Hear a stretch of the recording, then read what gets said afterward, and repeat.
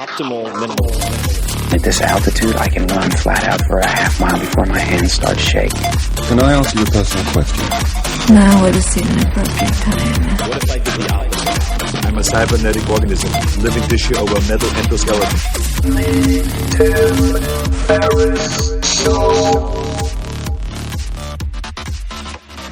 This episode is brought to you by AG1, the daily foundational nutritional supplement that supports whole body health. I do get asked a lot what I would take if I could only take one supplement. And the true answer is invariably AG1. It simply covers a ton of bases. I usually drink it in the mornings and frequently take their travel packs with me on the road. So what is AG1? AG1 is a science-driven formulation of vitamins, probiotics, and whole food sourced nutrients. In a single scoop, AG1 gives you support for the brain, gut, and immune system. So take ownership of your health and try AG1 today. You will get a free 1-year supply of vitamin D and 5 free AG1 travel packs with your first subscription purchase. So learn more, check it out. Go to drinkag1.com/Tim. That's drinkag1, the number 1, drinkag1.com/Tim. Last time, drinkag1.com/Tim. Check it out. BJ, welcome to the show. Thanks for having me here. It's very cool. Yeah, I appreciate it. And we are sitting in Venice at my friend's house, Devin and his friend Travis Brewer, who's on American Ninja Warrior. So we have this incredible workout facility to my right, I guess, in the garage. But you do not, you work in Venice, but you live about an hour away. I live over an hour away. So I've been getting into podcasts. I actually enjoy, I was telling you on the way in, I enjoy getting to see this other part of town because LA is really like several different cities. And I've never really known the West Side. So it's worth it to me, at least for now, to spend that hour. And listening to podcasts on the drive, it's really like an extra hour of reading a day.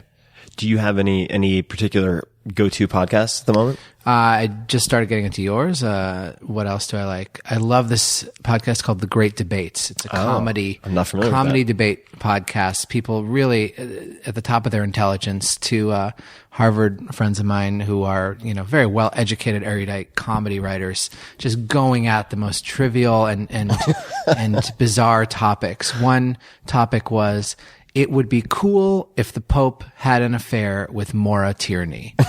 And one of them took the side. The Catholic Church needs this sort of, jolt and rebranding. And the other person saying, what's the point of an institution like this? So it's like that. Debate Club. I mean, it's... Yeah. And then there's one, Intelligence Squared, which is sort of like the serious debate. The serious version of that. Yeah. The serious version of the comedy version of the serious thing. And that's been really interesting too. For those of you wondering what the whining is, it's not BJ. That's Molly, my dog. You mentioned two Harvard friends or fellow Harvard graduates. I have a question about Harvard, and you're a Princeton guy. I went to the lesser known with the P, but it seems like there is a rich history of people coming to Hollywood from Harvard that you don't associate with, say, Yale. Or maybe so, but I haven't come across it as much, or other Ivies. Why is that? Because it seems to go back quite a ways. I mean, my family at one point knew Henry Beard, who then helped create National Lampoon. Yeah.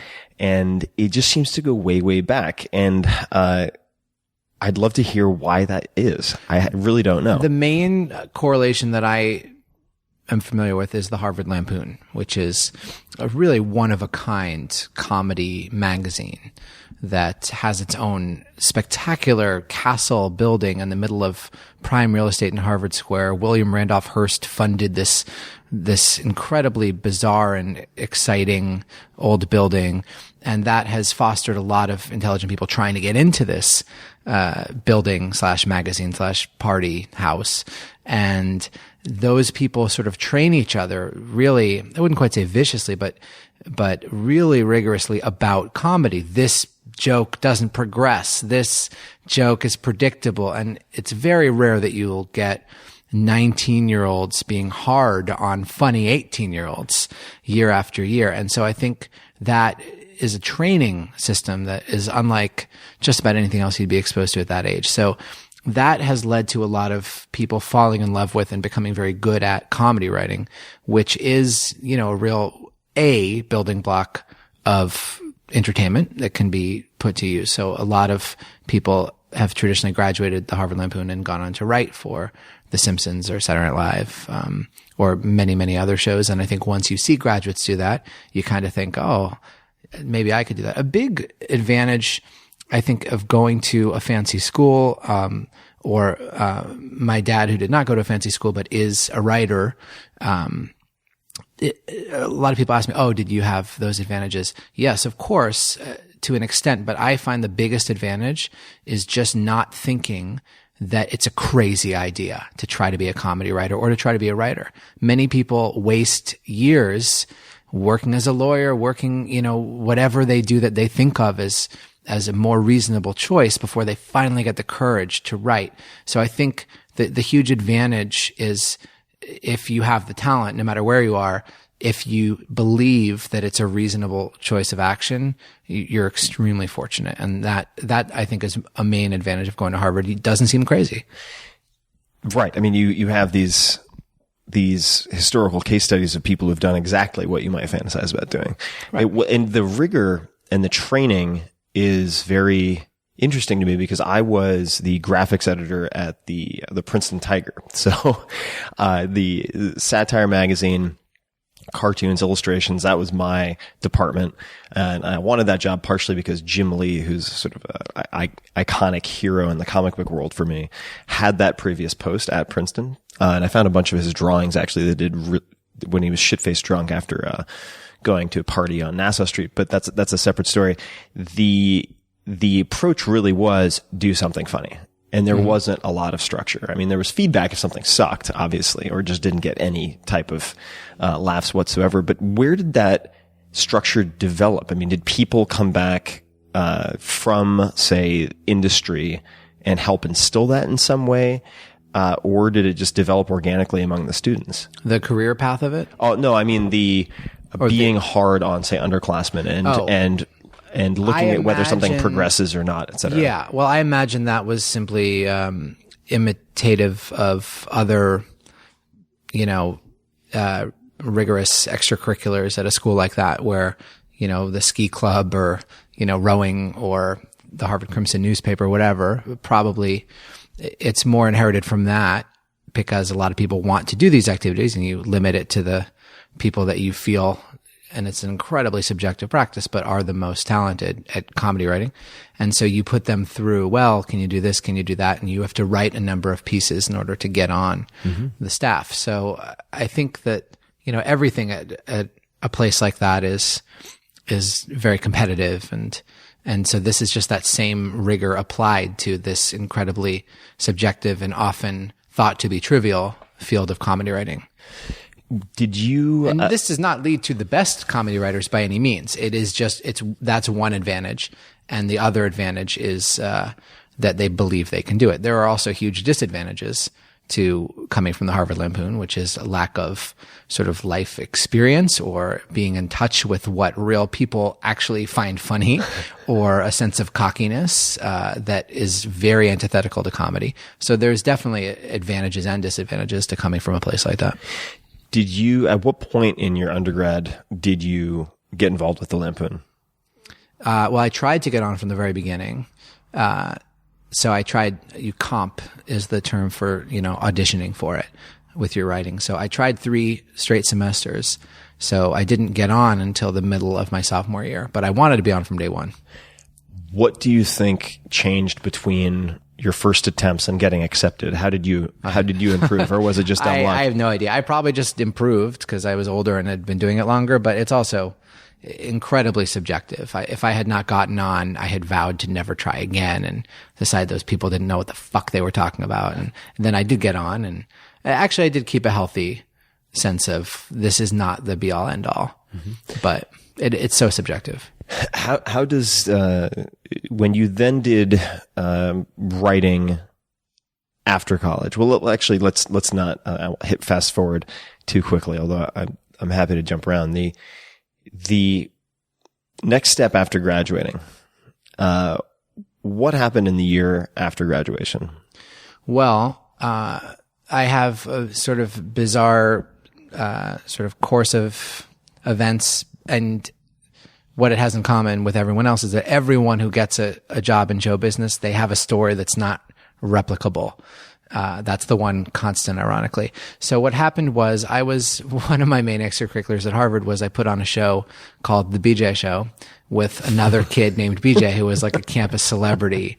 He was like a reality show star before reality because he had stowed away on a plane to visit his family for Thanksgiving. This is before 9/11, so it wasn't quite as bad but it's still, it made the papers. Harvard student stows away on plane. He was the guy from the plane, and so I saw an opportunity here, to hitch my fame to his, and we put on this to get attached, to get the plane guy attached to your project. It's like, I have the same name as the guy who was on the plane. Maybe we should do something together. So we put on the show, and I got, some of my comedy friends, and we wrote this it was a variety show. It was a variety show and parody of a variety show called The BJ Show. My senior year, I decided, let's invite Bob Saget to perform in this show because I had heard that he was a really filthy stand-up comic, which he is. Now, what was the timing on this? This was probably this is 2001. 2001. Yeah. Okay, so this is before America's Funniest Home Videos. No, this is after. Oh, I'm sorry, after. Yeah. So he's well known as a family-friendly guy. Right. But I have heard rumors that he's Filthy really stand-up. filthy. So I think maybe we can book him. Maybe we can honor him at the Harvard Lampoon, and because he'll want the award, he'll come and do the show, which worked perfectly. I approached his management. I cold called his management and said, I'm calling from Harvard. We want to give Bob Saget an award and feature him in the show. And the show, the proceeds went to charity. It wasn't a scam for me. I just thought it would be a great show. By the way, that's a great thing. Always, if you don't care about the money, always give the money to charity because then everyone will do it. And often you just don't care about the money. You just want to put on something cool. So that's something I learned in college that I'll probably use again. If anytime I have like some cool scheme, they're like, sure, keep them, who cares? So I cold called his management. I asked my dad, how do you think I get in touch with Bob Saget?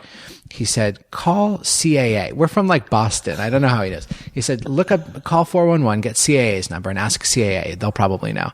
It's like, that's so smart. So I one of the big CAA. Agencies in town. Yeah. For somebody. So I call CAA. I say, do you guys represent Bob Saget? The receptionist says, no. I say, do you know who does? They say, I think Brillstein Gray. So I look up Brillstein Gray. I call Brillstein Gray. They do represent Bob Saget. They put me through to a guy. I explain my case. He says, send the stuff you're writing for Bob. I'll take a look. This guy later becomes my manager. So the manager, Michael Price, likes the material, recommends that Bob does it. Bob comes out and does the show, which is a very highly scripted show. There's a parody of Full House called The Lost Episode of Full House, in which Bob learns about sex from Uncle Jesse. Very dirty, very funny. Anyway, so after the show, Bob, and he had brought his show's creator. He was doing a new show that never really went anywhere, but it lasted one season. It was called Raising Dad. Oddly, it starred Kat Dennings and Brie Larson, who are now both very, very successful as well.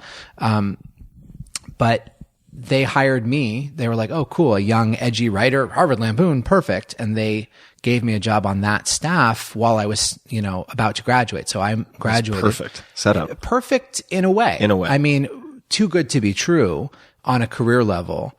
But again, I really had these fantasies of being a great artist, a great, filmmaker, and, sort of a family WB show. I didn't want to move to LA. I knew that I shouldn't say no to this, and I didn't say no to it. But it was, I actually wanted to be like a starving artist, and easy. I'm from like a suburb. Starving artist means like borrow a little money and like live cheap. I have no real illusions, but I had mixed feelings. So it was sort of a dream come true and sort of career moving forward, but it was, I don't know. What type of starving artist did you think you wanted to be when you were sophomore, junior? I had read, this book, Easy Riders, Raging Bulls, about, independent film. And would you recommend it? Highly recommend it. Easy Riders, Raging Bulls. Easy Riders, Raging Bulls, about sort of filmmaking in the glory days of the 70s, and I wanted to be like that. And then there's a sequel about sort of the Miramax, like the 90s Tarantino, Kevin Smith, that is also good. But I wanted to write like a screenplay that would like blow Hollywood apart. It was so edgy and innovative, et cetera. And then demand to direct it. And, you know, I think anyone who saw Pulp Fiction as a teenager, that was their fantasy. So that was very much my fantasy. And, you know, in my privileged wannabe artist mind, this was a sellout move. But, you know, I knew it would be even more like privileged and like eye rolly to turn it down. I mean, so it's an interesting paradox. I've noticed this. When I was young, I thought, I'll never be a sellout. If anyone ever offers me something, sellouty, I'll always say no. Then you realize there's a huge integrity pull towards doing the sellout thing because you think, who am I to turn down all this money for something that someone else's would, you know, struggle their whole lives to, et cetera, et cetera. And you actually feel very guilted towards at least doing what you would have considered a sellout thing. So it's an interesting paradox that I've observed with a lot of successful people. They get offered a really lame movie for a ton of money. And their thought isn't, fuck that, I'm an artist. Their thought is, God, who am I? I'd put my kids through college just to do a Christmas movie. Who am I to say no? It's very surprising. Right. I mean, it makes sense, but I'm surprised. It does make sense, but it's an incentive of guilt as opposed to sort of an incentive of focus in a way. It's kind of like the Christmas story where it's like, there are starving kids in China, you know, and you're like, oh, okay, I'll eat this food that you put in front of me. Right. How did you then make decisions, or what happened after you were offered that gig on the... I took it. You took it. You know, I took it, moved to LA, started writing for it. And I looked around the room. It's interesting. I kept telling myself I'm making so much money because for a kid at that age, it's so much money. But any job I've had since then, I made more money on The Office, for example, and I never thought I'm making so much money. So anytime I'm telling myself I'm making so much money, that's a warning sign that you're doing the wrong thing.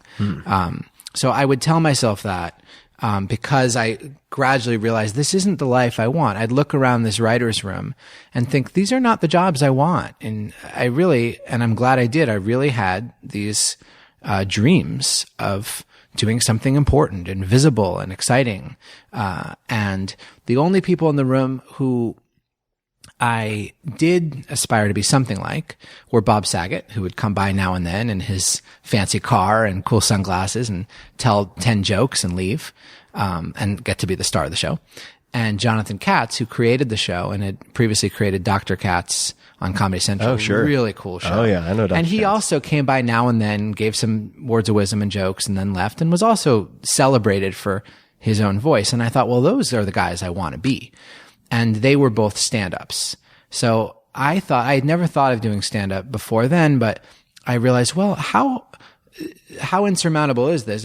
Being a stand-up is writing a joke and then saying the joke. And that is what I'm doing in this writer's room. I write a joke, I say it out loud to see if it goes in the script. I guess I could try that and try to be like them. And so as the show was winding down, I signed up for open mics around LA, and I would start, saying one-liners into a microphone, and I was kind of doing stand-up comedy. Do you remember any of your early bits when you did it? Well, the first time was a real disaster. And one of my most important pieces of advice to anyone doing stand-up is, if you're really going to try stand-up, book your whole week of shows, your whole first week, in advance. So you can't quit. Because I got up all this courage to do my first show. It was at a youth hostel, the Hollywood Youth Hostel. It was October 10th, 2001. So less than a month after 9/11. All my jokes were about 9/11. And I was not a good comic. And the crowd didn't speak much English. So, I followed a guy who killed. He did an impression of Robert De Niro taking a dump. And I have to say, it was great. It was a great impression, and you didn't need to know English. And it was completely the opposite of what I was doing. And, so I did this bit. It was horrible. And the host said after me to try to, keep the show going, all he could muster for me was, takes a lot of courage to get up on this stage. And after that, I did not get on stage for 3 months. I had to work up the courage all over again because it had been such a disaster. And that time I was like, you know what? Tuesday I'm going to this coffee shop. Wednesday I'm going to this bar, all these open mics. And, the first night back I did pretty well. And the second night I didn't do well. But you can't make each night a referendum on whether or not you should be doing it. You just have to do a bunch. And how did your approach change between that first bomb and the second sort of collection of attempts? It was really, it was exactly that. It was the idea that I'm going to really do this night after night, and I will evolve the act. And, I was really bad for a while. But, let's say you do 20 jokes and 3 of them get pity laughs. Well, those are the 3 you keep. And then after a while, one of them always does well. Well, that's your opener. And now 2 of them do well. Well, now you have a closer. And, you sense, oh, okay, when I do this kind of joke, it does well. And, it evolves that way. And what did your parents do? You mentioned your dad wrote. He wrote some memoirs, or ghost wrote some memoirs that's what he for does. some big people, right? Yeah. I mean, what are some sample? The biggest one he did was Lee Iacocca. The biggest and first one he did. He also did the memoirs of Nancy Reagan, of Tip O'Neill, Magic Johnson, which was very exciting for me. He worked with Tim Russert on 2 books, and George Stephanopoulos. So a lot of political people on both sides of the spectrum, and a lot of just eclectic business leaders, various people. What did your mom do? My mom is a teacher now. She's done a bunch of things though. She's also kind of an eclectic career. What did they think of your move to not startups? That comes a little later. Stand up, similar sounding word. How'd they feel about that? What were the conversations like? Yeah, I think they thought I wasn't very good. My dad also is the co-editor of a couple humor books that are very good. The Big Book of Jewish Humor and the Big Book of New American Humor. And my family, comedy's a big deal to us. They watch Seinfeld every night. Seinfeld and Key and Peele are the only things my parents watch, which I think is very good taste. So, I think they kind of they definitely supported me writing. I'd studied literature at Harvard. My dad's a writer. There was nothing, again, huge advantage for me that my parents thought writing was a solid job, and then stand up was where they were okay, get it out of your system. This is not you, but whatever. They never said this to me, but in retrospect, it's it's the same thing on stage when the audience is laughing and then you say something off the cuff and you get a huge laugh and you realize, oh, they weren't even laughing before. That my parents were supportive. And then they really supported something different. And you're like, okay, so you were not, okay, you were just being polite. Fair enough.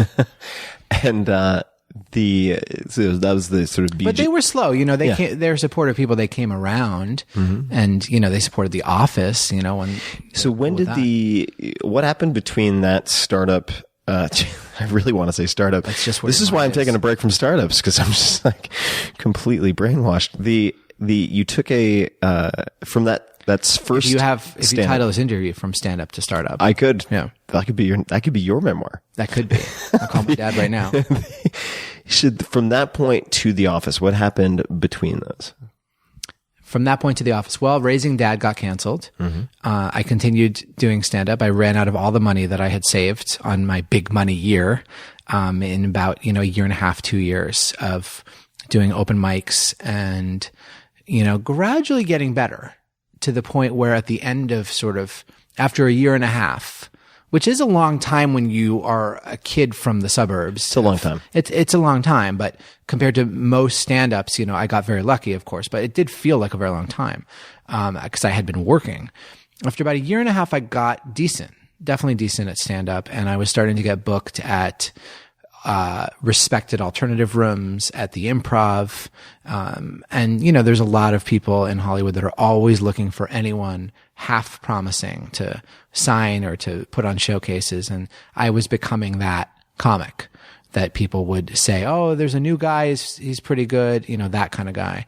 And at the end of that, the end of that sort of 2-year stretch, a lot of things kind of happened at once. I got cast on the show Punk'd. Sure. I replaced Dax Shepard as the new guy, which I thought that's what I'll be famous for the rest of my life. I'm the guy from Punk'd.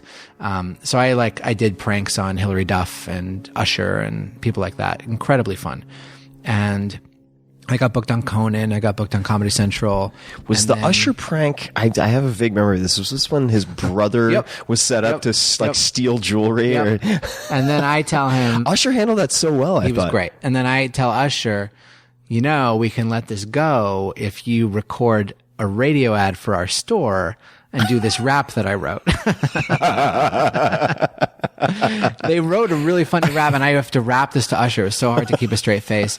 And one of the brilliant touches the writers have put in is that in the rap, Usher refers to himself as Ice. And then I apologize that we originally wrote this for Vanilla Ice, who passed.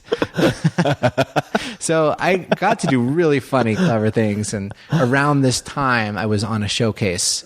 A stand-up showcase for a network. And, now I'd booked Punk'd and stuff like that. And that's when Greg Daniels, who was creating The American Office, saw me and thought he was already looking for people that could write and act. And my jokes were very clearly like, clever writing. They weren't like a raw personality or anything. So he thought, oh, maybe you can do, and I had a writing job. Maybe you could be a writer-actor, which at the time it was a very experimental idea. Yeah, I was going to ask you why he was looking for that. Because he had worked at Saturday Night Live. And he had a good experience where there it was a small gang of people who were kind of writing their own things. And also the British office had been a small, Ricky Gervais had written so much of it. So he was totally right. Let's not have a corporate feeling show with a writing staff and a cast. Let's cast kind of funny people who can kind of do it as a little unit. And what was the very beginning of The Office like for you? The beginning of The Office was very exciting, creatively especially, because it was not thought to be a show that now I got to feel like that starving artist, like, the actual integrity. This was not considered a show with any chance for success. It was a very drab, there's no laugh track. There's no colors. It's bleak. It's not a pretty cast. The jokes are very slow and dry. And it's a remake of a British show that, NBC had a track record of disastrous remakes. So it was a 6-episode mid-season order. It was it was just a pilot order. And then we squeaked into 6 episodes. So the beginning was, but it was the people working on it were brilliant. Steve Carell's improvisations and Greg Daniels' sort of joke pitches and story outlines. And, pretty soon this very lean writing staff of Mindy Kaling and Paul Lieberstein, who played Toby on the show, and a bunch of other, real Larry Wilmore, who now hosts the Nightly Show on Comedy Central, real lean group. And, so creatively it was extremely exciting.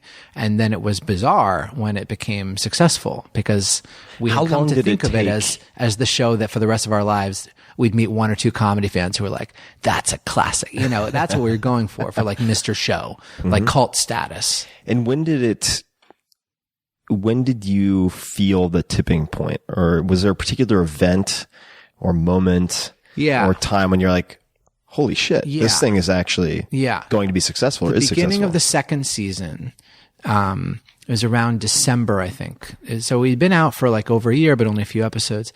And they moved us from, 2 things happened. They moved us from Tuesday to Thursday, which I felt was very important because now, the night you're on doesn't matter so much in the DVR era. But back then, my theory was that you wouldn't want to watch a show about an office at the beginning of your work week. It's not funny on Tuesday. Sounds like a fair assumption. It's funny on Thursday. It's almost over.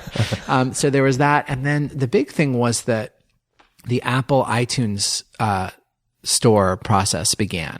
And because our cult audience was very young and tech savvy, they made us a very big hit on the iTunes store, even though we were not a hit on NBC.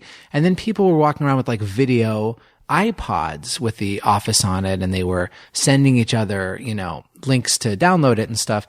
And so it was really one of the first shows to be a hit, like an online hit in that way. And that really was this viral, proto-viral way that the word spread about the show.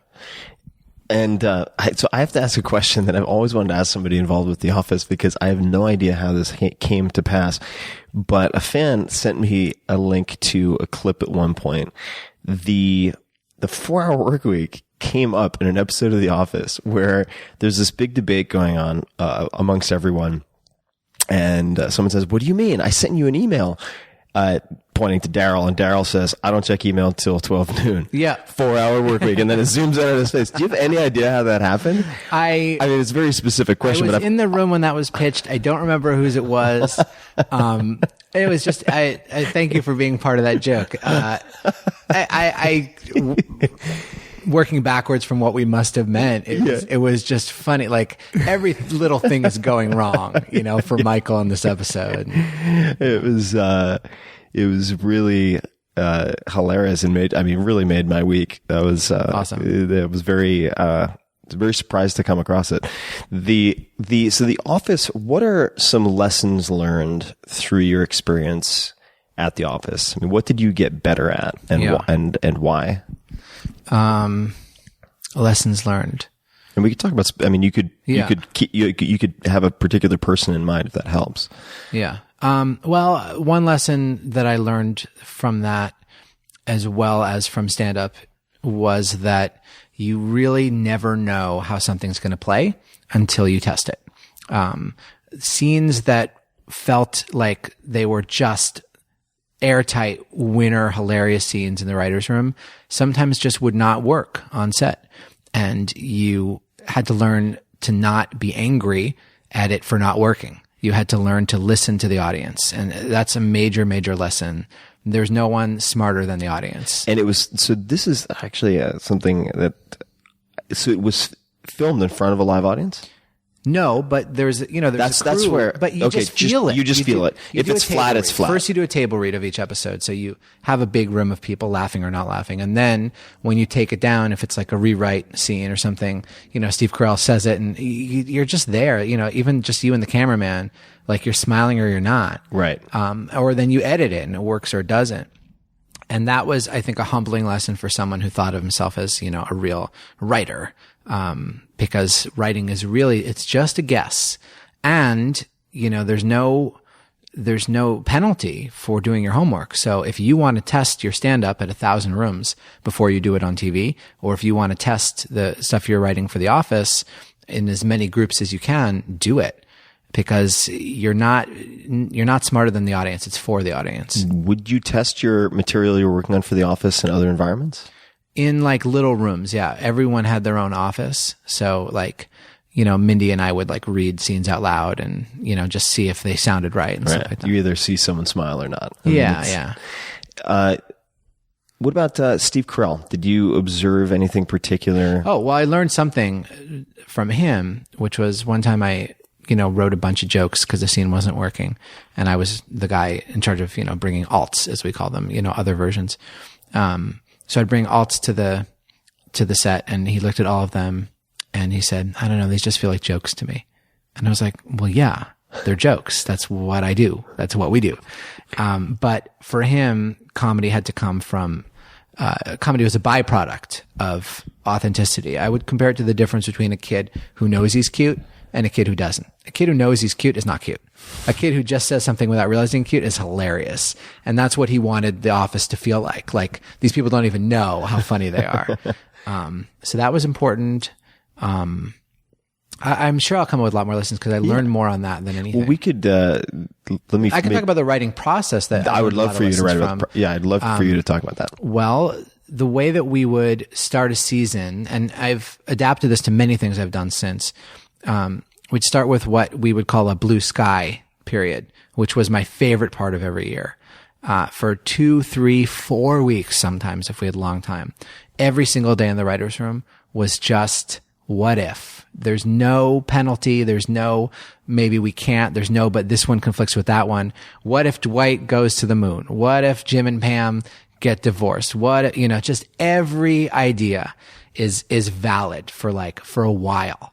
That was just an amazing period. And then how long would that last? That would last, if we didn't have much time, because we had different pre-production schedules, between 2 weeks and 4 weeks. That's a decent stretch of time. Yeah.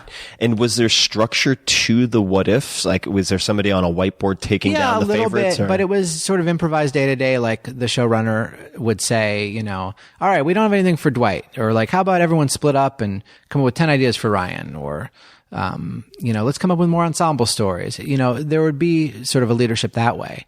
It wasn't just all sitting around. But what is an ensemble story? I feel like I know something what that's both really- words mean separately, but I You know, don't. that the whole cast is involved in one thing rather than I see. A story, B story. So that was incredible. And it really was creatively important. And I try to replicate that in everything I do. Just not shut down any ideas for a period. Just generate and not edit. Yeah. And then the best ideas will fuel you past the problems.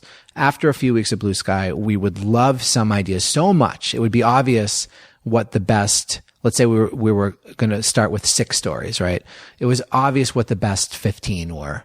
And then we'd start talking more seriously. And then we'd look which ones do our love for the story carry us through the inevitable. Well, how could Dwight be here if he's also there? And, stuff like that. But finding the love first and then letting that carry you through the problem. Could you explain what you mean by that? Yeah, you find what you love about an episode, or in other things I've done, a story idea or a stand-up bit. You gotta just develop what you love about it, so that when you then come up with, oh, but then we couldn't show this on TV, or it is kind of contrived, or whatever it is, you'll love it so much that you will have the inspiration to fix it. Got it. So you're developing the piece that you've fallen in love with enough so that you can handle all the inevitable Yeah. fixer-upper issues. I do that with my other writing too. I always start with what I love. And if I'm stuck on a story, and I approach it the next day, I never go to the hard part first. Some writers probably do. I go to what's the one thing I'm proud of in the story. Could you give an example? Not off the top of my head, but Okay. like there might just Or be hypothetically, there might yeah. just be a joke or a phrase or a beautiful line that I'm proud of that I'm just so certain everyone's going to think I'm brilliant. And so I start at that and I get excited, and then I want everything else to live up to that rather than start at the problem. That's a personal thing. I am very motivated by positive thinking. Were there any other... An ego, positive ego. Use your own ego to fuel yourself rather than be an obstacle. What other approaches do you take in your work life or personal life to maintain positivity or use positivity? I consider being in a good mood the most important part of my creative process. So right or wrong, I personally don't get up early unless I'm awake early, or I have somewhere to be. I know I've read the book we talked about, Daily Rituals, which I love. Yeah, Mason Curry, great book. I'm demoralized by how many great people start their day very early. Were you also? I try to go to bed. Were you encouraged or demoralized by how many of them were drug addicts? That was encouraged. It's like 90% used methamphetamine. Amphetamine, right. But this venti Starbucks in front of me, like who's to say that doesn't have the same stimulation that they used back then? So, if I try to go to bed early and wake up early, but if I need to sleep late or take a walk in the morning or whatever, I find that being in a good mood for creative work is worth the hours it takes to get in a good mood. So often when I was writing my books, I would, someone would check in, send me a text at like 11:30, like, how are you doing? What's up? And I'd say, powering up. I just feel, the first few hours are just getting into a good mood until I think, all right. I have an idea I'm excited about, or I have so much self-loathing and caffeine that I'm like, gotta do something. The self-loathing plus caffeine is a hell of a thing. One of my friends, Kelly Starrett, who's a very well-known athletic trainer, calls it cup of fear. So you take the self-loathing and then you drink a cup of fear. I'll tell you my number one, while we're on this, my number one creative productivity advice to anyone. Anyone, if it works for you. I carry around a notebook, and if I don't have a little notebook, I have my phone, but I really divide my creative work into 2 distinct phases, which is the idea phase and the execution phase. And I do not let either interrupt the other. That's the best way to say it. So if I'm taking a walk or I'm having a drink with a friend and just some funny idea comes up, something that makes me smile or some other impulse, I write it down, and I never judge, well, what would you do with this idea? Or how would you end that joke? Never. I just have this notebook and I feel like the richest man in the world in terms of ideas. Just fill it up, feel great, always, never question it. Then on a separate day, I sit down, 9 or 10 a.m. with a big cup of coffee at my desk, go through the notebook, and I do my best with every idea in the book. So I never am intimidated. When you by say either do your phase. best, you're developing Yeah. each one on a separate piece of paper or something like that. Yeah, on my computer usually, or continue an idea on the computer that I left off the previous day. But but first I'll check my notebook. Oh, did I have any ideas for solutions or whatever? So the idea, to me, everything is idea and execution. And if you separate idea and execution, you don't put too much pressure on either of them.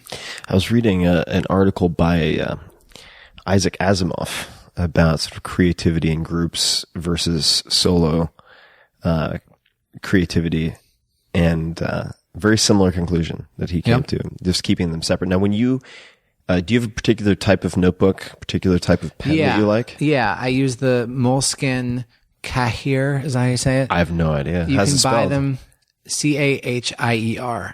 You can go on Amazon and buy these 3-packs. So they're much thinner than the typical Moleskine notebook. So you can keep them in your pocket easier, and you finish them so you feel more productive. You feel like you've accomplished you something. fill them up in a couple weeks. And then I have a huge box of them, but I use that, and I use the Uniball Vision pen. And generally. How do you date them? How do you keep track of these notebooks? What I do, I order different colors. I mix up the colors that I order, and then I buy on Amazon these huge batches of stickers, shape stickers that teachers use to put on, reports and stuff, like stars and circles and blue rectangles and stuff. And every time I start a new notebook, I write my phone number in the first page in case anyone finds it. Super important, yeah. Yep. And then I put a sticker in the top left corner of the book. That lets me know which one I'm on currently.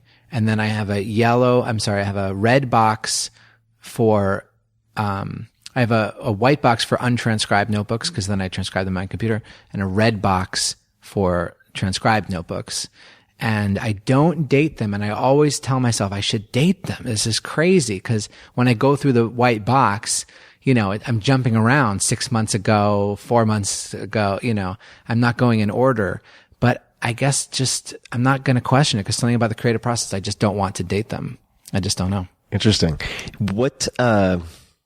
Maybe that would create some bias against older material. For the same reason that I take dates on my blog posts, and I moved them from the top as a small italicized line at the bottom, and my traffic jumped like 20-30% because people are no longer biased against older material. That's very interesting. That's something on the list app too. We keep an eye on. And we're going to talk a lot about lists. Not trying to rush you. No. We're going to get there. I love the red box and white box. When you develop these or do your best with them, as you said, on the computer, are you doing this in a particular app or program, or is it limited to whatever your current focus is, say a book or a screenplay or filmable? I use Microsoft Word. Same reason my dad used WordStar. It's just what I learned and got in the habit of. And I use Final Draft for screenplays, because everyone does. I know there's other software out there. I would like something that kind of combines the two, because often I would like to kind of write a paragraph and then kind of throw in dialogue easily. But it's not worth it to me to investigate and switch. Yeah, there's a tool that I've used for my last few books that I found extremely helpful. It's not as focused on screenwriting as, say, Final Draft, although people do use it for that. Called Scrivener. I don't know if you've ever seen this. Yeah, I have heard of it, yeah. I've used it for my last 2 books. I found it extremely helpful for that format. I think it's mostly used by playwrights, I want to say, but there are screenwriters who use it. Blake Ross, I was going to mention, who invented Firefox. Yeah. He's an investor in the List app, and I've been trying to get him for years to develop with me a screenplay writing software, because he's actually a terrific writer. And he wrote the Silicon Valley spec script that he put on Twitter, which is such a tech way to get your spec out there. But it was great. And I think he would be the guy to crack it, because he's the writer and also the software developer. I think Where is he based? Is he still in the Bay Area, or is he? Yeah, I need to actually spend some time with him at some point. He was very, very kind when, I think it was 2007, gave me a quote for the 4-Hour Workweek. And I feel very indebted to him. So he's awesome. So if you're hearing this, thank you so much. I really owe you a coffee and dinner and a bottle of wine and probably more. Yeah. how do you think of yourself? I mean, I guess it depends on perhaps what project you're working on, but which of these many activities and artistic projects, crafts that you've attempted, do you most identify with? Writer. Yeah. Any particular type, or is it just across the board writer? Probably comedy writer, to be honest, for two reasons. One is just it's the identity I come from. I think it was Woody Allen who said, if you I do these different things, but if you woke me up and shook me in the middle of the night and said, what are you? I'd say writer. I definitely feel like that. That's a good, I should rephrase my question to mimic Woody Allen's ask wording. Everyone that. If someone woke you up in the middle of the night and shook you and said, what's your job? What would you say? Or I guess the simpler way is, what do you put on your passport or your customs declaration? I always put writer. But I think that everything I do is sort of a version of writing. Even if I'm acting, I'm sort of writing the way that I think this character would act. Do you know what I mean? Of course. So, or if I have an idea, I really feel like, idea and execution, that to me is writing. If you were teaching freshman seminar at Harvard on comedy writing, what would the curriculum look like? Oh, great question. Well, PJ O'Rourke, who was one of the big National Lampoon editors, said that if he taught writing, Confederacy of Dunces, did he write that? No, am I making that up? But he might have written the introduction to it or something. All right. So he said that if he ever taught English, he would assign parodies, because that's when you really learn something, is to parody it. So I would probably assign parodies of literature. I would. Are there any particular parodies that? Just sort of whatever you're studying in your other classes, parody that. I see. And it really, I think, would open you up. I think mischief is just so important in comedy. It's really, there's just something like, am I really allowed to say that? That's just the cool thing. Am I really allowed to hear that? I could pontificate. I know a couple things that I feel I have discovered about comedy. One is that first of all, the most important thing is it is sort of it's like a physical, it's like sex in that it's about whether the other person is enjoying it or not, or you're enjoying it. Like you could say, do this and that. And then if neither of you has a good time, you couldn't insist to me like, but I had good sex. No, you didn't. Like that, I gave you my best advice, like touch her here and take your time and whisper this. Like I could do that, but you'll know if it's good sex or not. These are just tips. Like it's a physical reaction that you're going for.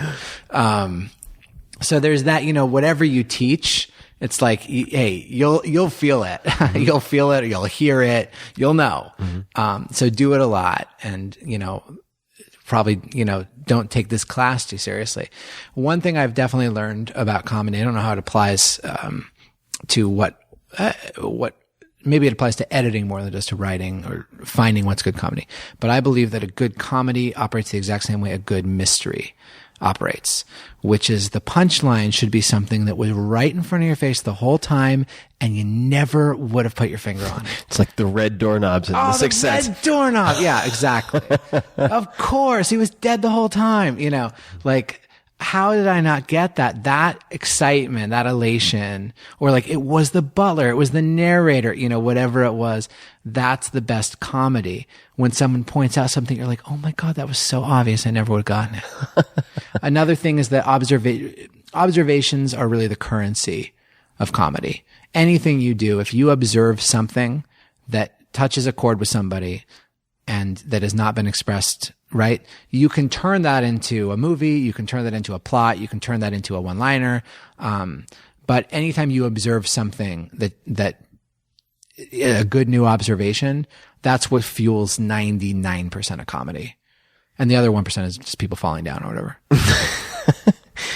And are there any particular comics or comedy writers who are very good in your mind at the red doorknob effect? So hitting you with punchlines that have kind of been there all along, but they do a good. Well, Aziz Ansari has a bit about marriage that I find brilliant. I think it was 1 or 2 specials ago on Netflix where He's like, if we invented marriage now, if no one had heard of marriage and you proposed it to a girl, you would freak her out beyond belief.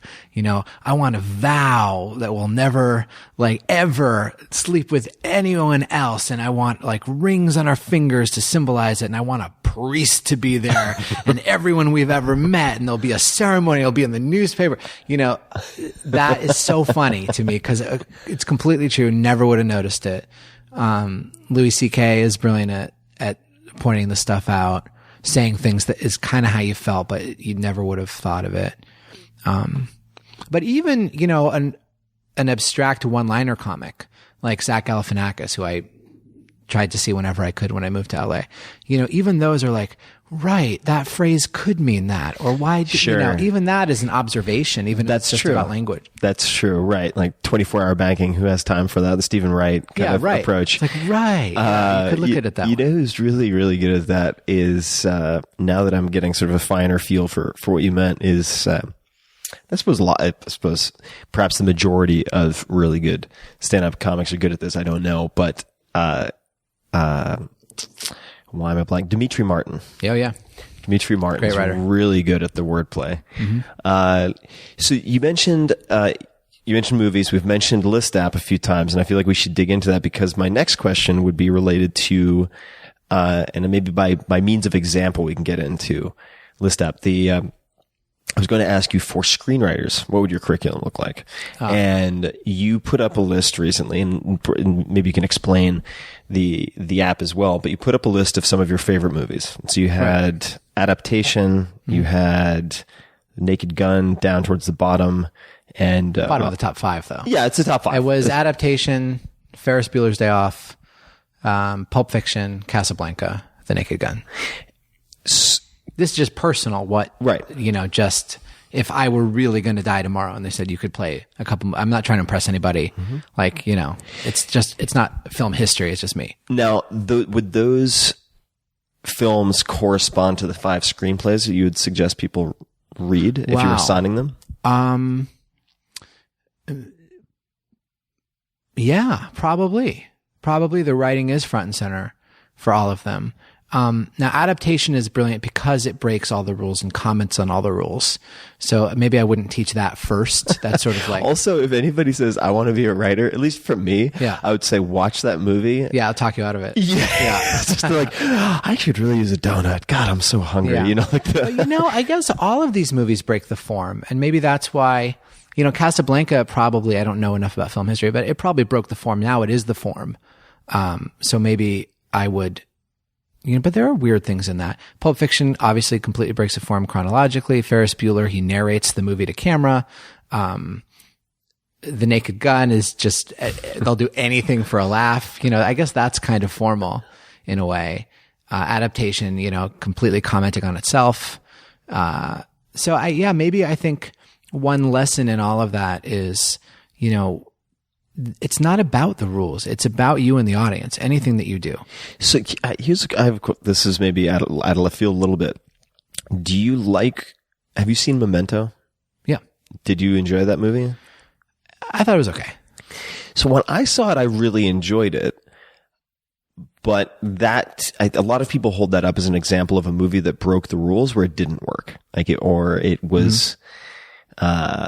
It was trying too hard to break the rules or something like that. I think it's if I were Nolan, and that was my first big movie, I'd be very proud that I got everyone's attention. It's extremely clever as an idea. And if that's enough to give you pleasure watching it, or if that's enough to get your attention to watch it and then you get pleasure watching it, I agree. The premise is fantastically clever. I just wasn't personally especially moved watching the story. And, he's so big, it won't matter if I criticize him, but I have a real problem with the Chris Nolan worship in cinema. I think that's a screenplay.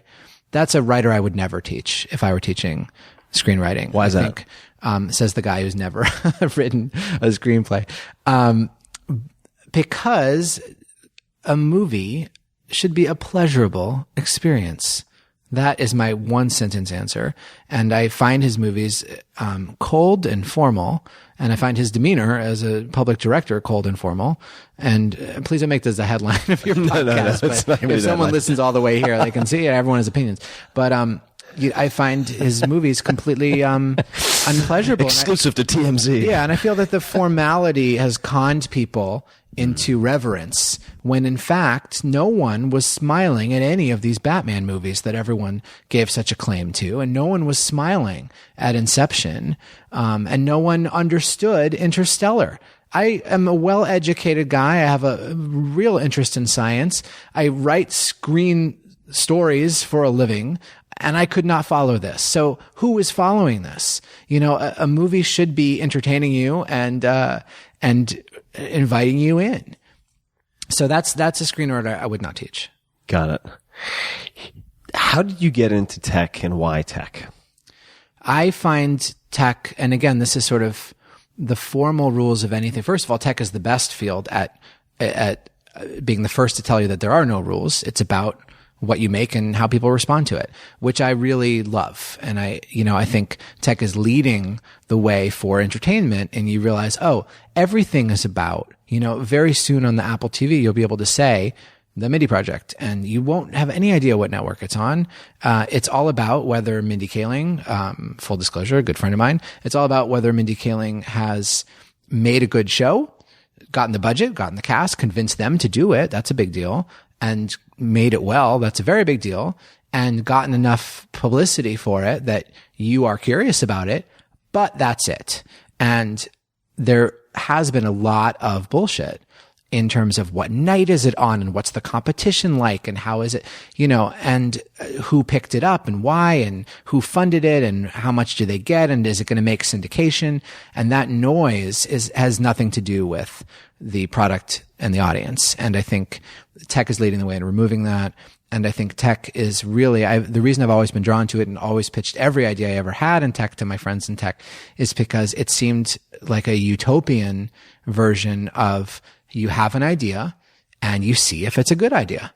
Just like with stand-up, just like with writing scenes for The Office, I think this is a great idea, but I won't know until it goes to the set and it succeeds or fails, or I bring it on stage and no one laughs, or everyone does laugh. That to me is the biggest pleasure, is having an idea and seeing if you're right.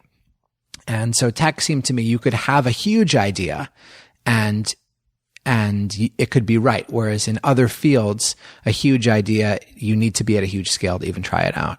So that's why I always had that's why I met Blake Ross, because in 2006 or 7, I had a friend, Charlie Cheever, who worked at Facebook. Sure. And I said, can I see Facebook? Can I have a tour?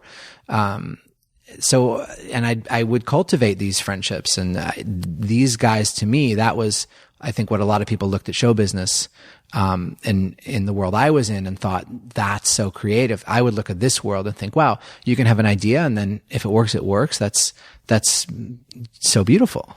There's a and of course, like everything, it turns out to be way more complicated. Yeah. But I think less complicated than other fields. And less and less complicated from the standpoint of testing ideas, right? Because Right. you have cheaper and cheaper rentable infrastructure, whether it's Amazon Web Services or otherwise. You have a global talent market where you can Right. use people remotely or locally or in some distributed fashion, like Automatic, which I advise, the guys who do WordPress.com and whatnot. I mean, they have 400 plus people who are all distributed. And then you have the Kickstarters and other means of funding that weren't available 5-10 years ago. So If you had an idea for a store 20 years ago, you really put your whole life on hold to pursue that, a compromise of that idea for a store. Yep. And now you can make that store. Yeah, you could do it in an afternoon and then Yeah. see how it goes. So can you describe then what it is that you're working on right now? So this is, I've tried to get you on, and I know we'll get you on when we have the Android. This is the List app, and it's as simple as it sounds. It's li.st is our domain. So eventually when we have web, we'll probably just want to be known as List. But it's really that simple, and we aim to be that universal, just a place for lists socially. So that my original idea was we all have these lists in our phones, in our notebooks, in our minds of what are the good restaurants in LA, et cetera. I wish I could see those lists on the phones or whatever of the people I care about, or occasionally a celebrity or a publication that I would turn to for this type of thing. And I wanted a place. It seemed so simple to me. Why hasn't it been done? I thought a place where you could put these lists and everyone would put them, and then you could search them and read them. And that is essentially what we built. So in this case, yeah, like I think I'm right. Like, I'm not saying I'm a genius or anything at all. It seemed like this was something worth testing. And if you do it right and someone shows you an idea and you say, oh, not that, but yes, that. And like anything else, the most important thing is who you partner with. And so I knew I didn't know this field, and I hired a company to make screenshots, because everyone I pitched this to treated me the way I would treat them. If a tech person pitched me a good idea for a TV show, I'd say, that sounds like a good idea. I don't think you understand what it takes to, do you have a director? Do you have funding? Do you have a cast? Do you know how to do a rewrite?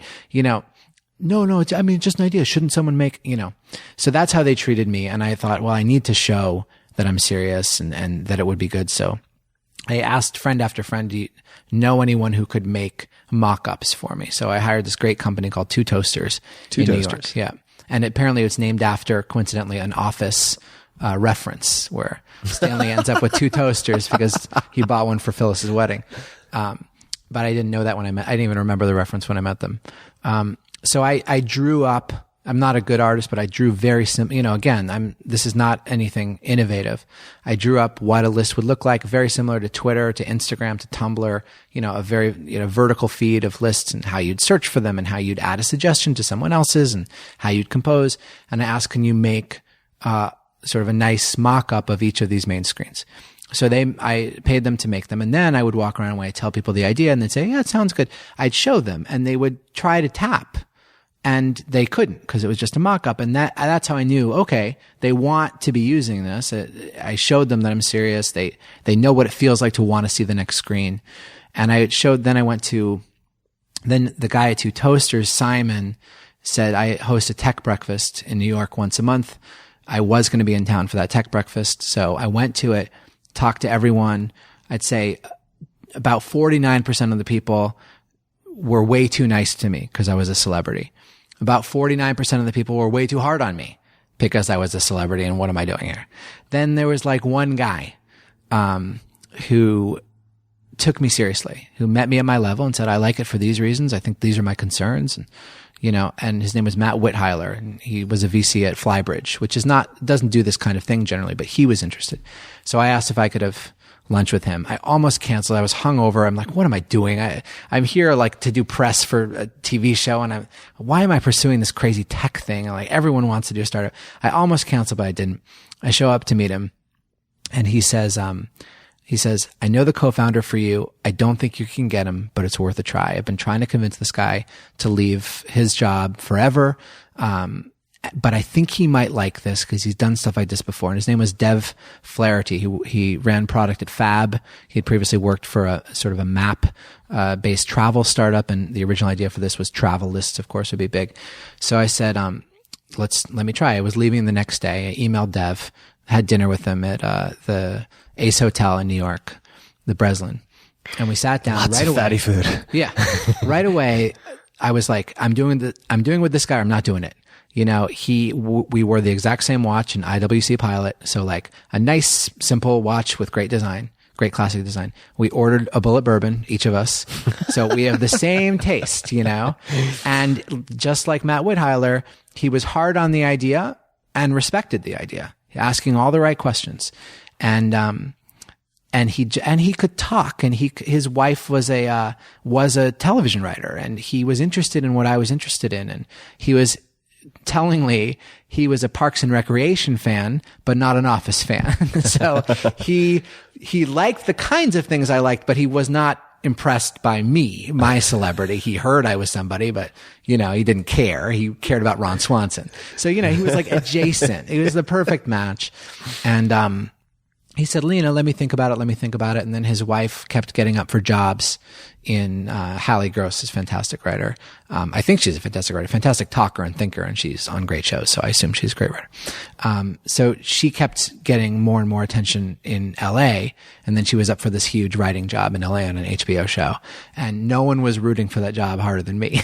I'm praying that Hallie gets hired because I know if Dev moves to LA, I'm sure he'll do this. And sure enough, she got the job and he finally committed to doing this. And, he's really been leading sort of the overall, why I think this is so good is because of Dev. I have a lot to do with the community. I obviously have a lot to do with the conception. And I argue for all my taste all the time, but 90+% of the time, Dev has already arrived there, and added more things that I should have thought of. What are some of the more popular lists that have popped up? Well, I can look at the trending lists right now. And I'll mention one to people, Yeah. and just because I found this actually very, very cool and helpful, which was a list which you put on Twitter or retweeted. I think it was Cheryl Strayed, and writer of Yep. Wild, which was made into a movie. And she put out a list of writing prompts. So assignments, or I think there were more sentences or questions that you could use for writing exercises. And what is your Twitter handle? At BJ Novak. So very simple, at BJ Novak. So download the app and also follow BJ on Twitter because he highlights also quite a few different lists. But that list in and of itself. Yeah, that was great. And she also did a list that was very moving, which is objects found in my mother's car at the moment of her death, or the time of her death. Just like a pen, a lipstick, tickets to this play. I don't remember exactly what it was, but I remember being just so stunned by the simplicity of that power in list form. And, there's a lot of writers on it, so that, there's a literary thing, but I'm looking here, it's a mix of publications doing lists, celebrities doing lists, and of course, mostly just regular folks. But trending right now, the Washington Post made a list of the things Donald Trump has called on America to boycott. He's called for a lot of boycotts over the years. It's very interesting, including the company that makes his clothing line, which he didn't realize. Vox made a list what NASA picked to explain our world to aliens. So what they put on Voyager 1 and 2. Just, a cool list. A girl named Jenna Martin, I know, made a list, favorite Howard Stern interviews. And that's an open list. So you can make a suggestion on that list. And if she likes it, she double taps it. What are the top on the Howard Stern list? Howard Stern interviews Lady Gaga, Bill Hader, Billy Joel, which was a great one. I heard that one. Jonah Hill, Jerry Seinfeld, great interviewer. James Taylor, I did not know that. Although I've seen him be dark and funny. Chris Martin, apparently. So, some of them are very helpful recommendations, a lot of books lists. And some of them are very funny. Now, correct me if I have a faulty memory here, but I remember we were chatting on the phone a few months ago, and was it Lena Dunham who had dead people I'd have sex with? Am I making that up? Yes, she did. And I'm looking right now. Anthony Bourdain made one that I thought was really funny. Oh, this was, what was that? 4 spy novels, 3 written by spies, 1 by a non-spy? He did that. He's a big reader and writer, obviously. His most recent one is called Hotel Slut. That's me. And, it's very much his writing style, but it's the hotels that he will stay. He will make an excuse to go to that town if he can stay in the following hotels, including one in Port-au-Prince, Haiti, Chateau Marmont here in LA, the Raleigh in Miami. So his lists are great. Anything in New York? Let me see what his New York choice is. I'm headed to New York shortly, so maybe I'll try. There's a lot of lists of like New York hotels. But and there's also a list of, if you ever stay at the Bowery, which is my favorite hotel there. Bowery's great. There's 2 people at least have made lists of the best rooms at the Bowery. Cool. 1403 has this and 1401 has that. Oh, that's very useful. Very useful. So I tried to stay at the Bowery. They were sold out for this upcoming trip. So it's very useful and also, very creative, and there's great people behind it. For someone who downloads the app, what would you suggest to get them a very good taste of the types of content? What would you suggest they do?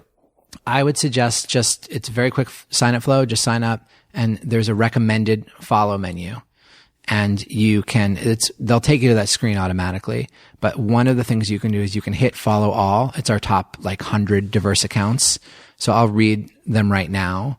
Not all 100, but the first batch: Lena Dunham, Mindy Kaling, The New York Times, Jimmy Fallon, The Onion, Anthony Bourdain, The New Yorker, CNN, Andy Cohen, Vogue, Snoop, Cheryl Strayed, Rachel Ray, People. Not everyone's John Mayer, Wired, TED Talks. Not everyone's gonna, like all of these, but then just unfollow, because it will give you a real, assortment. And there's a lot of, civilians on there too, just people that are making, crazy personal or advice lists. And so it's I would just say sign up, hit follow all recommended, and just see what you like. Very cool. Do you have, as we have a plane zooming overhead, do you have a little bit more time for some rapid fire questions? Yeah, sure. All right, cool. So we're going to shift gears just a little bit. Successful. When you hear the word successful, who's the first person who comes to mind, and why? Shakespeare. Why? Because he made things that were both moving and permanent and popular. What was your both three things? Shows you how far I am from that. What was your thesis on? Did you write a senior thesis? Whoa, you did your homework. Yeah, I did one on. Mine was on. It's very specific in the films of Hamlet, how they treat the line "to be or not to be," because that line already has a lot of mystery within the play, exactly what it means. But then you add all the culture. Like if you pay to see a movie of Hamlet, you're waiting for it to be or not to be the whole time. So how do the cultural expectations affect the interpretation of that line? Got it. Yeah, the bard. I mean, it's there are a lot of people who make me want to cry into a pillow. But as a writer who's trying to improve, that's certainly way up at the top of the list. What book or books do you give most often as gifts?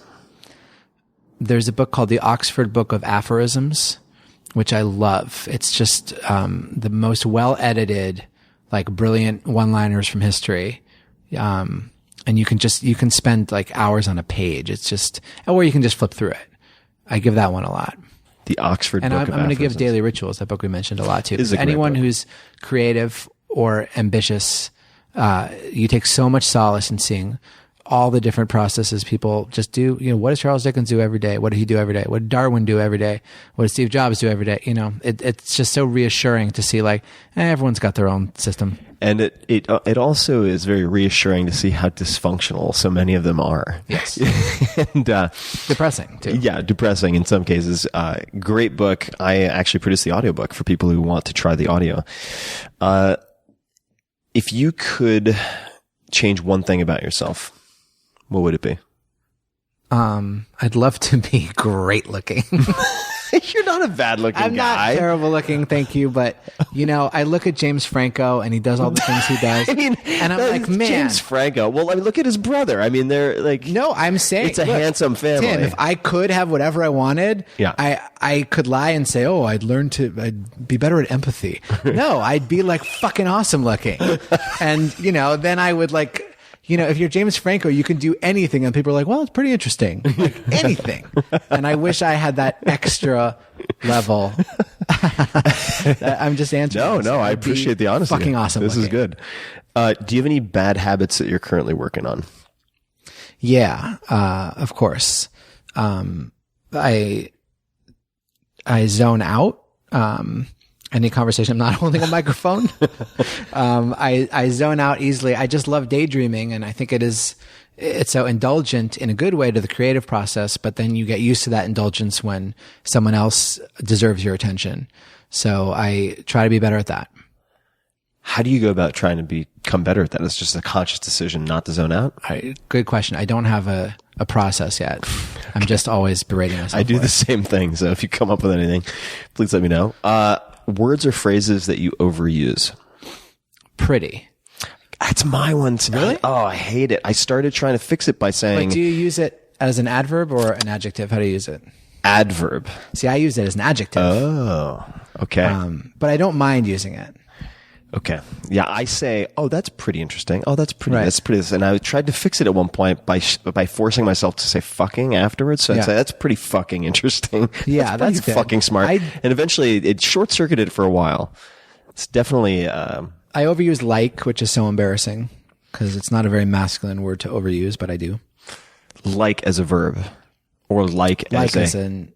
I don't even know what it is. It's a stutter, really. Right. Like. Oh, I like, see. Yeah, I see. What do you have anything in writing, long form? Let's say in a book. One of mine is, for instance, like that having been said, or something. Sure. I overwrite a lot, and I need to pare it down. Got it. Just I don't too know many any revisions. one phrase, but no. I mean, I do stuff like that because it sounds. I don't know. It gives extra elegance to a stupid idea, and then I need to go back and be like, you know what? Put some monkey in a suit. Right? Yeah, it's something I learned on The Office too. If a scene should be 2 pages and it's 4 pages, it's a bad scene. It's just because you keep writing when you haven't hit it. So if it's a great scene, it might just be a 2-line exchange. I love you. I don't love you. Like, whoa, that's a scene. But if the scene is like, so I was thinking the other day, my feelings, like that's not a scene. You know it's not working. Yeah. So if you overwrite, it's often a sign that you have not hit it and you're still looking for it. What is the best purchase that you've made in recent memory for less than $100? An ice cube tray that has giant ice cubes in it.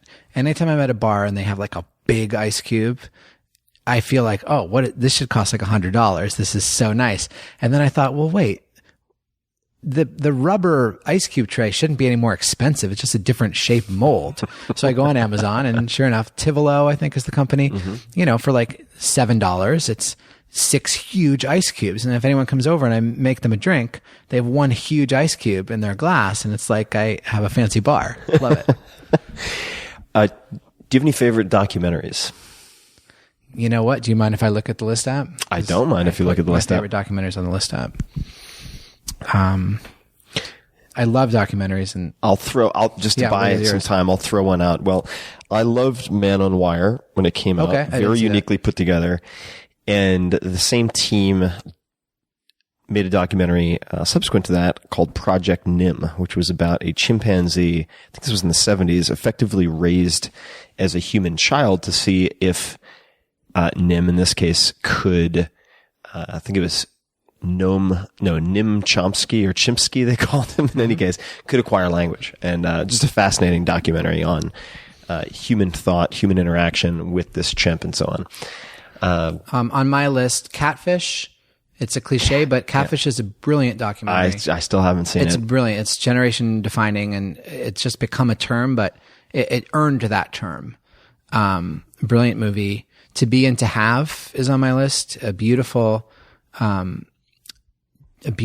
simple film about a one-room schoolhouse in France, and just what happens over the course of a year. There's really little story, but it really holds your attention and gives you a spirit of a place. And if I choose one more, it's a really cool one. It's called The Overnighters, and it's about the oil fields in North Dakota. It came out a couple years ago, and this pastor who has a church there, the back in oil fields, which is like probably bigger than the gold rush in the 1800s.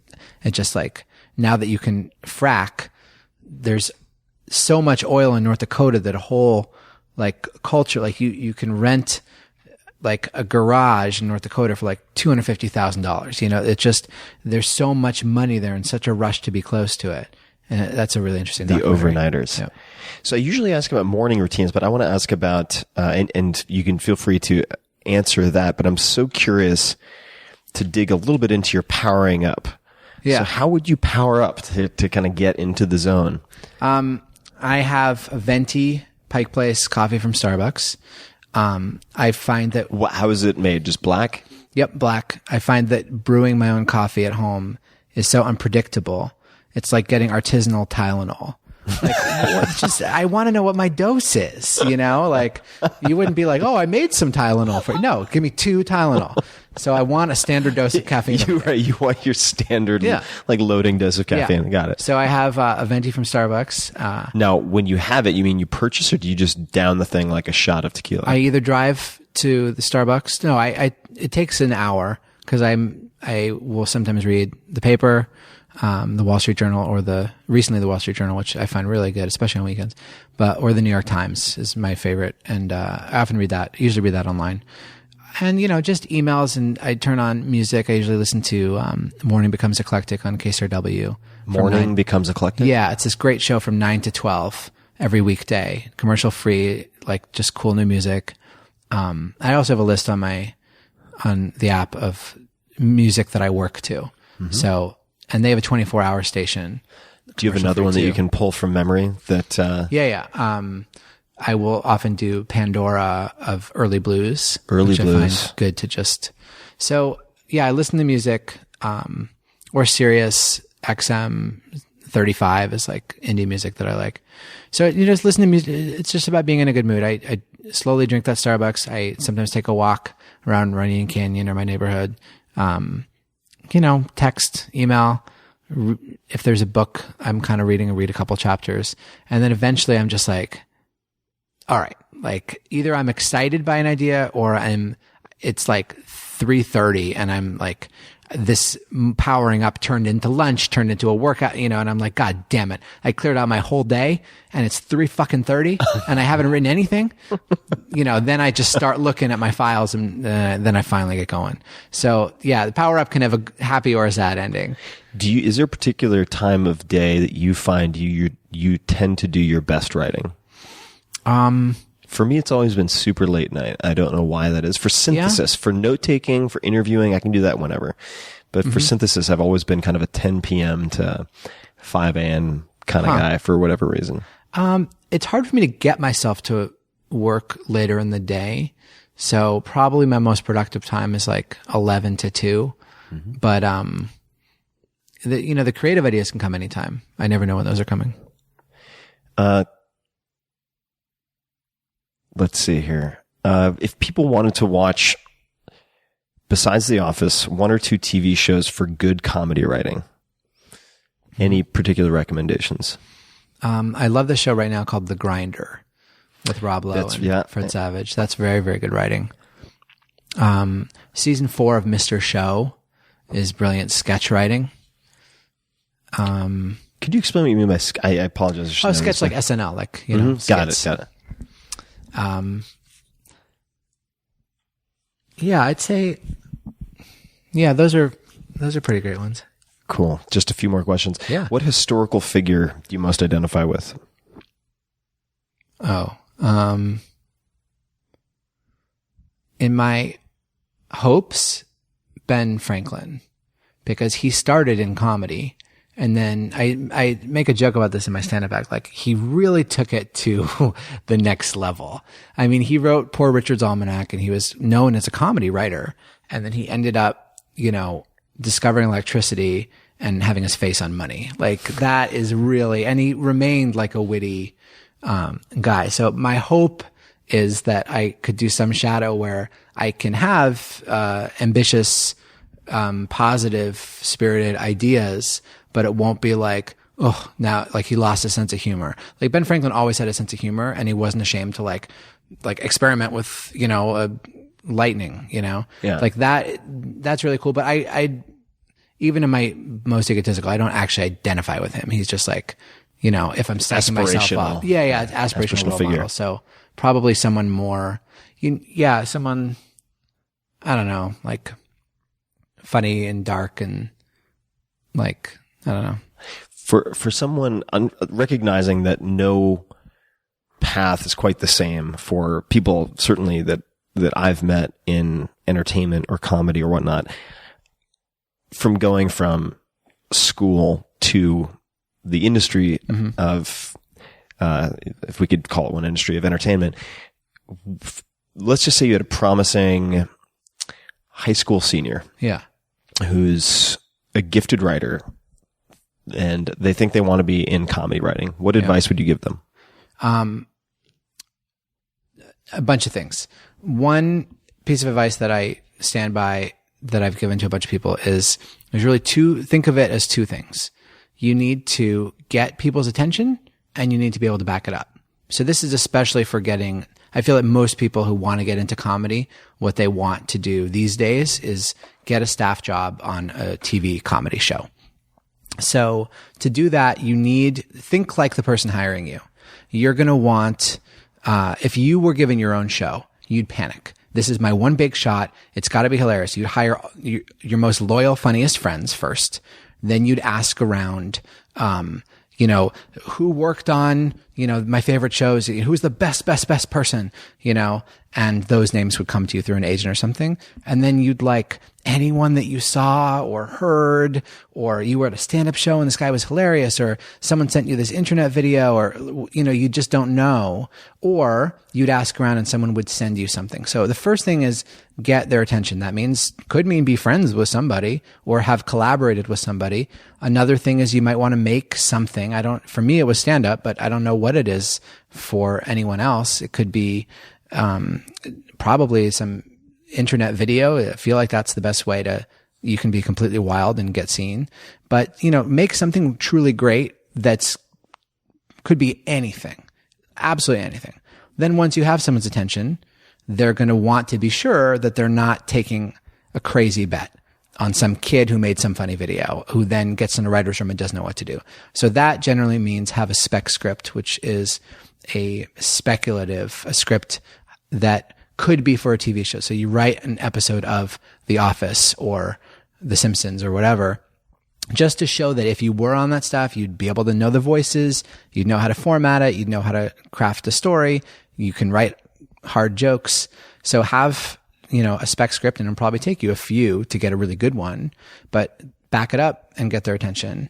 Now that's for anyone starting out. I don't know if I'd advise a high school senior to go right into TV writing. So this advice is probably more for someone who just graduated college or someone, whatever stage of life, they're just ready to start this. Mm-hmm. So, if you're really going to go to college, I'd say, stay funny, be around funny people, come up with funny ideas, make your friends laugh.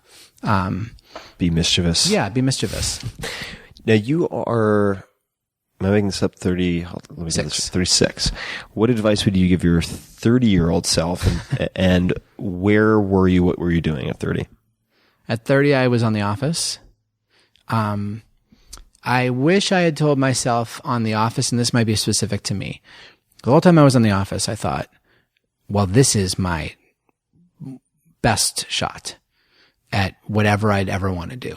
So I better not waste a second. I better write a screenplay. I better, make a avant-garde film. I better get cast in something. I better do my big thing while I'm still in The Office, because I don't want to be that guy who used to be on The Office.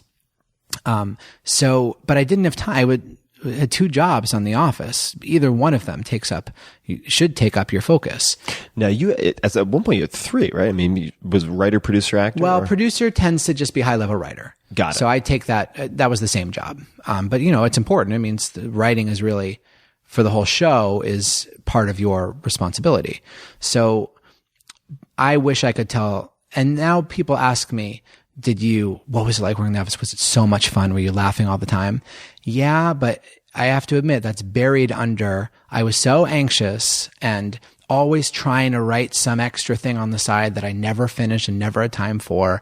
And I really didn't just enjoy this incredible once in a lifetime thing. And as soon as The Office ended, I was talented enough to write a book, and I'm proud of the book. And I made the app, and I worked really hard, and I was able to pull it off. If you can do it, you can do it. You're not really on someone else's schedule ever. And I also tell people all the time, if Will Smith isn't in a movie for 3 years, you're not walking around saying, where's Will Smith? No one's paying attention to anybody else at all. You think everyone is, but they're not. So take as long as you want if you're talented. It's not really, you'll get their attention again if you have reason to. And so I do wish I had told myself back then, this is very, very special. Own it, be in it, enjoy it. Instead of, being so nervous and, all for nothing. None of the things I tried to do on the side of The Office ever got anywhere because I just didn't have time. I think that's good advice for a lot of people in a lot of places. That was the advice also that Stephen King gave to Neil Gaiman, one of my favorite fiction writers. What was the advice? Well, he said enjoy it, because Neil was sitting at, I think it was a book signing for Sandman, which was just this incredible canon of work that redefined what was possible in sort of the graphic novel genre. Yeah, comic book I know world. of that book. Just incredible. And he's used that, of course, as a stepping stone to write novels and that have been turned into movies and so on. But he was sitting there with this huge line of people, as I remember it, and he said, enjoy this. And that's my laptop sliding, but he didn't. He had a lot of trouble enjoying it. Yeah. And I think that's a constant battle. Well, I don't want to take up any more of your time. This has been a blast. It's been so great. It's getting dark and probably time for some food. Where can people find you and what you're up to online? Where are the best places to go? I think the best place is the List app, because that's where I am. So I would say download the List app on the App Store, or it'll be on Android and web soon. And that's just 3 words, the List app, or go to li.st. And my profile there is all my favorites and ideas and thoughts on this and that. I'm also on Twitter. Yeah. At BJ Novak. At BJ Novak. And Awesome. then that's me on the List app too. Cool. Well, this has been great fun. Maybe we'll do a round 2 sometime. And thanks so much again. I really appreciate it. It's so cool. And to everybody listening, you can find the show notes, links to all the books, shows, apps, etc. that were mentioned at 4hourworkweek.com/podcast, or you can just go to 4hourworkweek.com and click on podcast. It has show notes for this episode and every other episode. And as always, until next time, thank you for listening.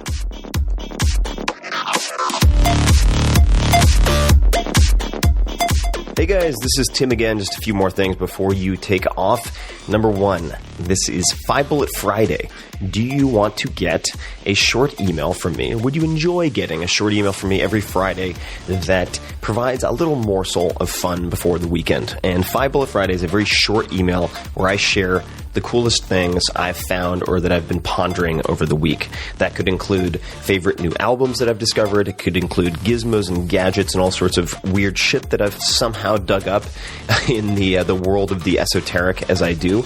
It could include favorite articles that I've read and that I've shared with my close friends, for instance. And it's very short. It's just a little tiny bite of goodness before you head off for the weekend. So if you want to receive that, check it out. Just go to 4hourworkweek.com. That's 4hourworkweek.com, all spelled out, and just drop in your email, and you will get the very next one. And if you sign up, I hope you enjoy it.